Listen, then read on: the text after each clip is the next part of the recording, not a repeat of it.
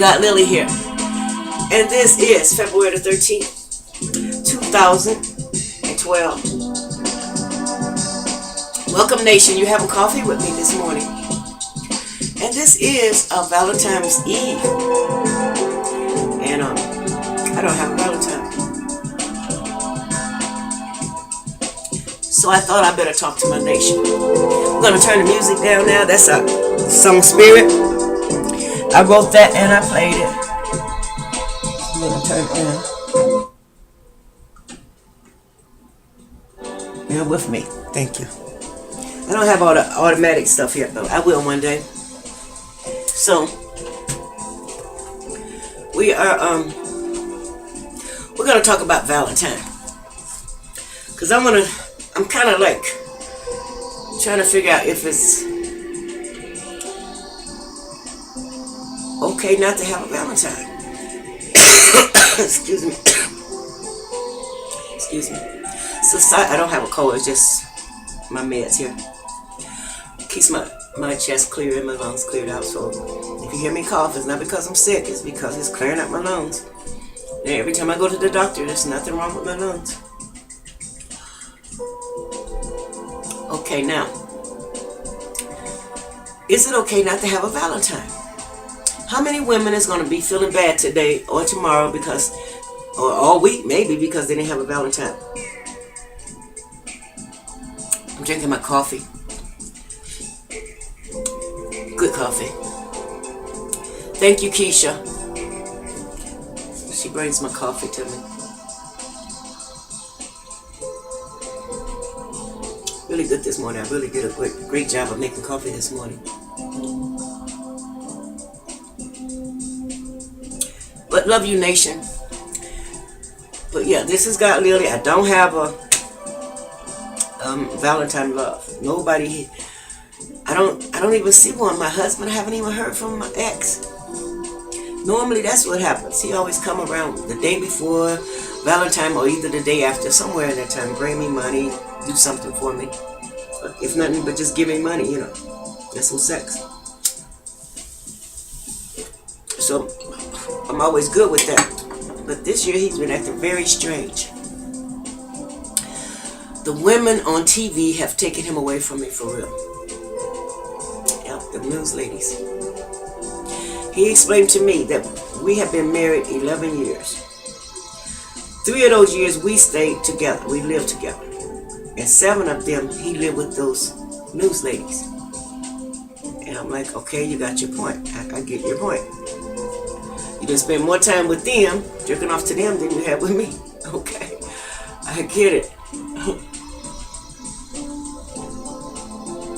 So I guess they got him now. He's happy somewhere. And I haven't heard from him. And since I lost my phone and I can't text him and see how he's doing, he doesn't seem to have sense enough to call me. So that's why I'm saying I don't have a Valentine. Not even my ex, whatever, that I'm used to having. So now, should I feel sad? Should I feel happy? Or should I feel great? I don't know. I don't feel bad like I normally would feel every year. But this year I feel kind of good because I got this technology. And I think this is what God gave me. It's technology where I can reach his people. I can talk to him and tell him about him. That's what I'm supposed to be doing.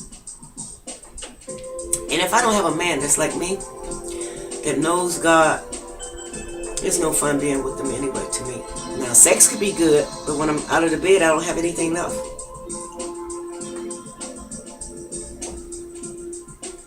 That is some really good coffee I made today. Dang, that's some good coffee. Some days I don't make coffee so well. And then some days I do. And I have to straighten up this little gown thing. Yeah, this is my little gown. I got this for, I think this was last Christmas or something. My kids gave me this stuff. And the shoes. I was so sick I can't remember. Last Christmas I was very sick. So I couldn't really remember. No, not this Christmas. Christmas before last. And I remember being at my daughter's house and me pulling out all this stuff, but oh well, I made it through the roughest part of my life. Yeah. So now, let me tell you about some of my relationships, ladies. Cause I know everybody wants to know. They think I'm a really, I don't know what women think I am, but I do have some good relationships, you know. But I can't never seem to keep them in. And maybe I don't want them. Maybe I haven't found anything I really, really want that's worth me fighting for. I think men want you to fight for them and stuff. I remember once my husband came home from work and told me, help me, help me.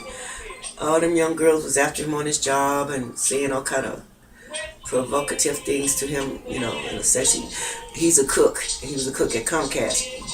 And in the kitchen and in the cafeteria. And so they would ask him to, I want my Polish short and fat or long and skinny and stuff like that, you know, and make him, you know, get him all roused up. And one day he asked me to help him to be strong. And I'm like, hell, I can't help you. I have to keep my own self strong. I'm out there every day too. Young men after me too.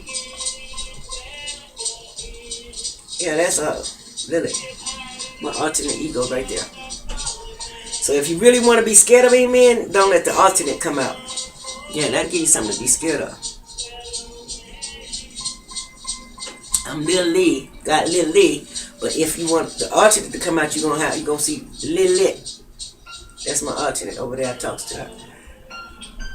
I have to keep her calm, and sometimes she has to make me get mad. So yeah, that's what it is. It's my alternate since the camera wants to take a peek at her. Yeah, and she's always peeking.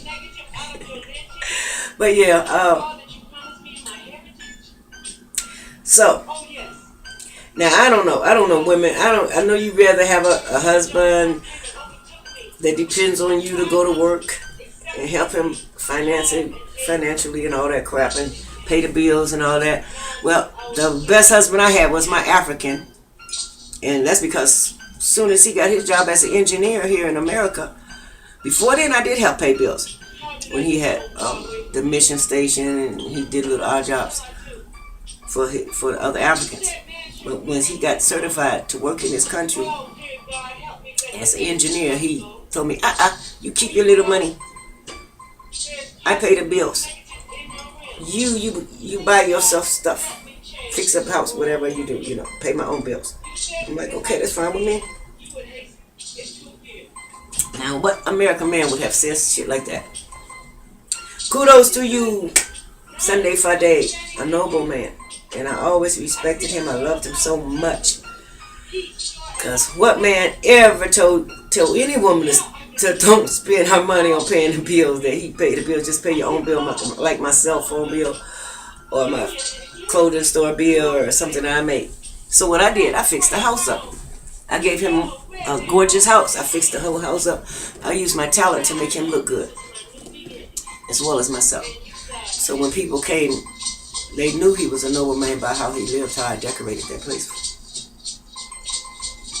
So now, everybody was telling me you shouldn't have married him African because they always have another wife, but all he would do, he would call me up from the job and tell me, get ready, get ready, pack your bags. I said, where we going?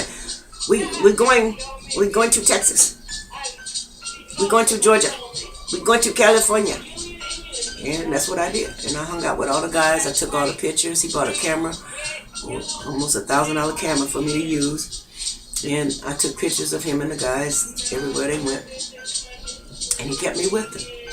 So then all the women was mad at me because I'm like only African woman that's going everywhere with your husband. I mean, you know. So I can say I had a good life, so I can't complain. And that was too. And then he was a great lover, really, really great lover. So I can say I had excellent sex then. Excellent. Didn't want to give it up. Excellent sex. He didn't eat no coochie, but he had excellent sex. Alright, we're going to take a break. I'm going to come right back and I'm going to tell you, I'm going to start from the beginning of the men, and then you tell me if I should be upset because I don't have a Valentine this year.